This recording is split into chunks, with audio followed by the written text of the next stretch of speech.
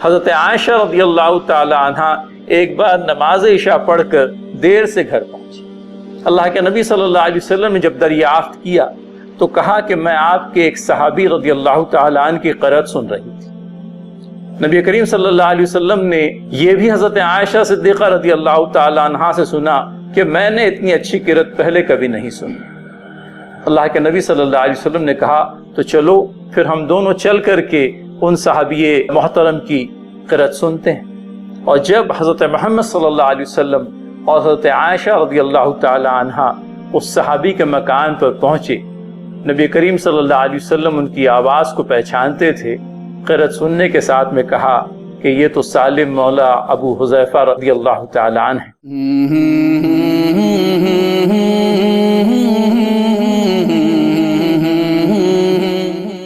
محترم ناظرین و ناظرات، السلام علیکم ورحمۃ اللہ وبرکاتہ۔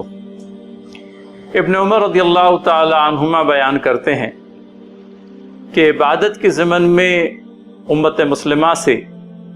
سب سے پہلی جو چیز چھین لی جائے گی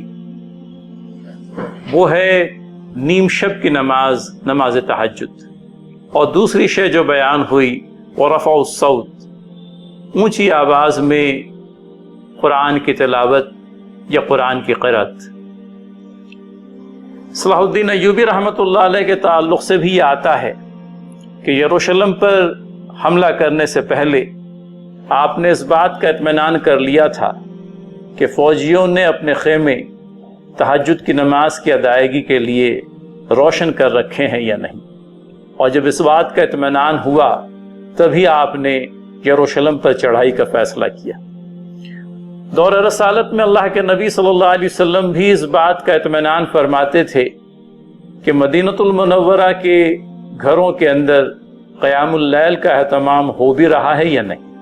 اور خود اپنے گھر کے سلسلے میں بھی آپ کو یہ فکر رہتی کہ آپ کا گھر بھی قیام اللیل کی نعمت سے ہمکنار رہے۔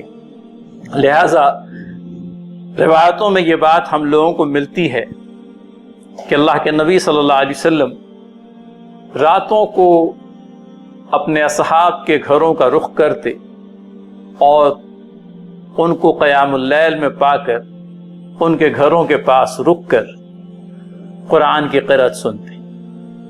اس زمن میں ہم لوگوں کو خصوصیت کے ساتھ میں حضرت ابو قتادہ رضی اللہ تعالیٰ عنہ سے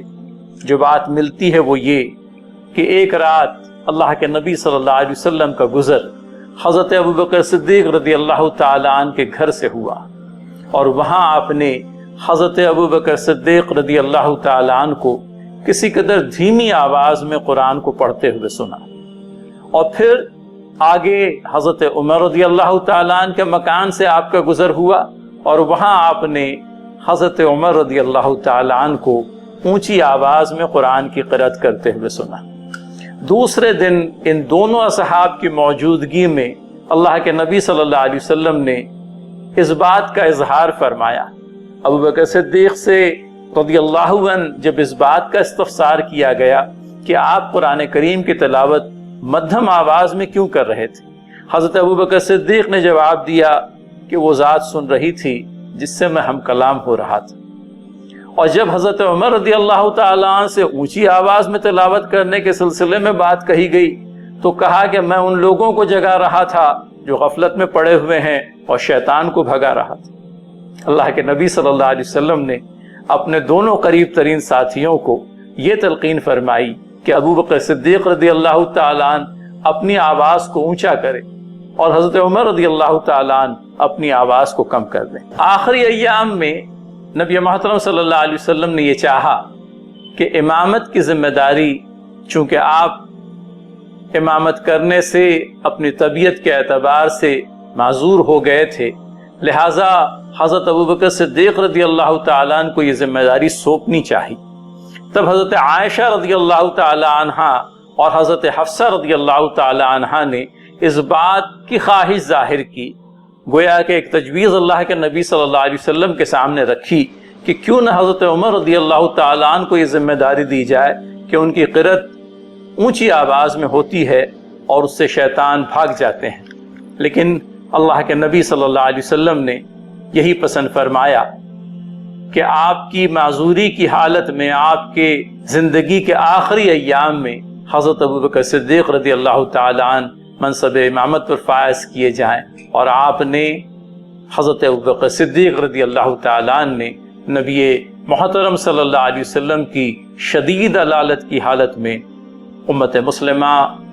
کی باجماعت نمازوں کی ادائیگی کی امامت فرمائی۔ حضرت عائشہ رضی اللہ تعالی عنہا ایک بار نماز عشاء پڑھ کر دیر سے گھر پہنچی۔ اللہ کے نبی صلی اللہ علیہ وسلم نے جب دریافت کیا تو کہا کہ میں آپ کے ایک صحابی رضی اللہ تعالی عنہ کی قرأت سن رہی تھی۔ نبی کریم صلی اللہ علیہ وسلم نے یہ بھی حضرت عائشہ صدیقہ رضی اللہ تعالی عنہا سے سنا کہ میں نے اتنی اچھی قرأت پہلے کبھی نہیں سنی۔ اللہ کے نبی صلی اللہ علیہ وسلم نے کہا تو چلو پھر ہم دونوں چل کر کے ان صحابی محترم کی قرأت سنتے ہیں۔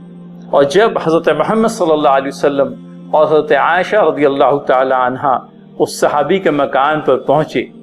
نبی کریم صلی اللہ علیہ وسلم ان کی آواز کو پہچانتے تھے۔ قرأت سننے کے ساتھ میں کہا کہ یہ تو سالم مولا ابو حذیفہ رضی اللہ تعالی عنہ ہے۔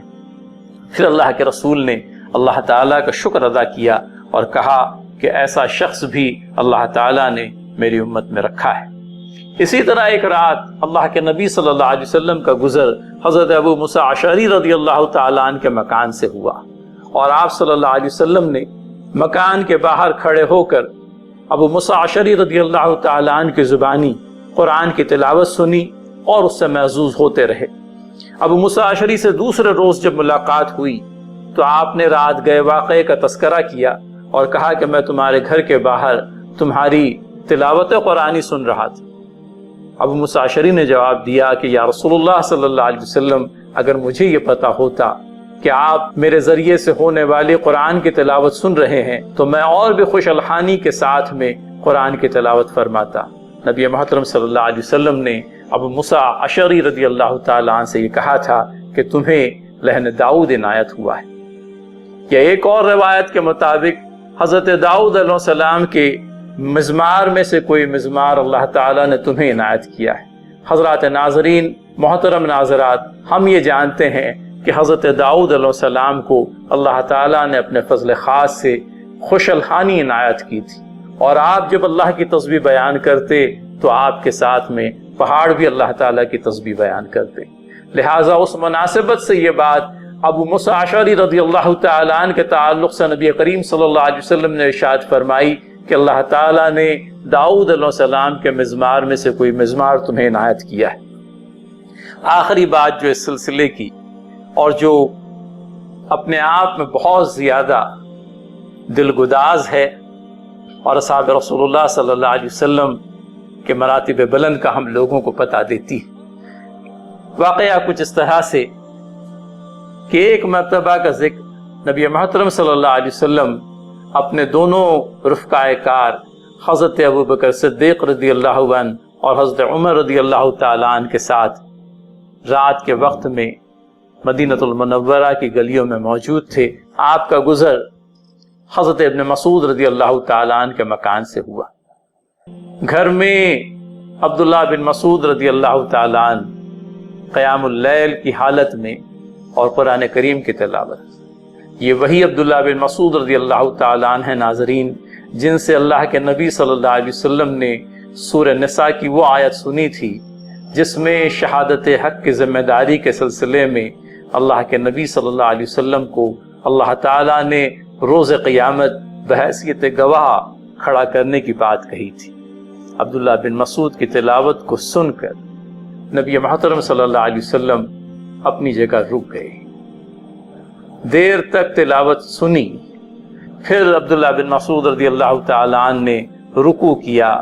سجود فرمائے اور تحیات کے بعد میں دعا میں مشغول ہو گئے۔ نبی محترم صلی اللہ علیہ وسلم نے جب حضرت عبداللہ بن مسعود کو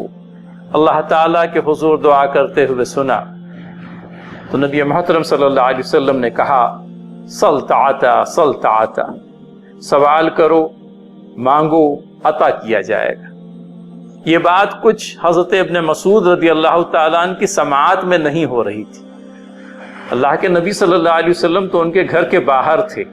ہاں عبداللہ بن مسعود رضی اللہ تعالیٰ عنہ نے دعا کا سلسلہ شروع کر دیا ہے. جیسے ہی یہ چیز نبی کریم صلی اللہ علیہ وسلم کے کانوں پر پڑی آپ نے یہ بات کہی سل تعاطا، سوال کرو مانگو عطا کیا جائے گا. اور اس کے بعد میں ابن مسعود رضی اللہ تعالیٰ عنہ نے اللہ تعالیٰ سے جو مانگا ہے، اے اللہ میں تجھ سے اس دولت ایمانی کا طلبگار ہوں جس سے کبھی محروم نہ کیا جاؤں. میں تجھ سے تیری ان رحمتوں کا سوالی ہوں جن کا سلسلہ کبھی منقطع نہ ہو. اور میں جنت الفردوس کے اونچے باغات میں تجھ سے نبی محترم صلی اللہ علیہ وسلم کی رفاقت کا طلبگار ہوں. نبی محترم صلی اللہ علیہ وسلم نے آمین کہا. حضرت عمر رضی اللہ عنہ اور حضرت ابوبکر صدیق رضی اللہ تعالیٰ عنہ دونوں موجود تھے. عمر رضی اللہ تعالیٰ عنہ اس واقعے کو لے کر اتنے ایکسائٹڈ ہوئے کہ اس بات کا تہیہ کر لیا کہ کل پہلی فرصت میں جا کر کے میں ابن مسعود کو اس بات کی خوشخبری دوں گا کہ تمہاری دعا پر اللہ کے نبی صلی اللہ علیہ وسلم نے آمین کہا. اور اس سے پہلے سل تعاطا کے الفاظ کہہ کر گویا کہ یہ مجدہ سنایا کہ مانگو ابن مسعود تم کو دیا جائے گا. اور جب حضرت عمر رضی اللہ تعالیٰ عنہ عبداللہ ابن مسعود رضی اللہ تعالیٰ عنہ کے پاس پہنچتے ہیں اور کہتے ہیں کہ کل رات ایسا اور ایسا ہوا تھا، تب ابن مسعود رضی اللہ تعالیٰ عنہ کہتے ہیں کہ اس بات کی خبر تو تم سے پہلے ہی مجھے ابوبکر صدیق رضی اللہ تعالیٰ عنہ دے چکے ہیں. عمر رضی اللہ تعالیٰ عنہ نے کہا سبحان اللہ، کوئی ایسا خیر نہیں جس میں ابوبکر نے مجھ سے بازی نہ ماری ہو. ربنا تقبل منا انک انت السمیع العلیم وتب علینا انک انت التواب الرحیم وآخر الدعوانا ان الحمد للہ رب العالمین. صلوا علیہ صلوا علیہ صلی اللہ علیہ وسلم.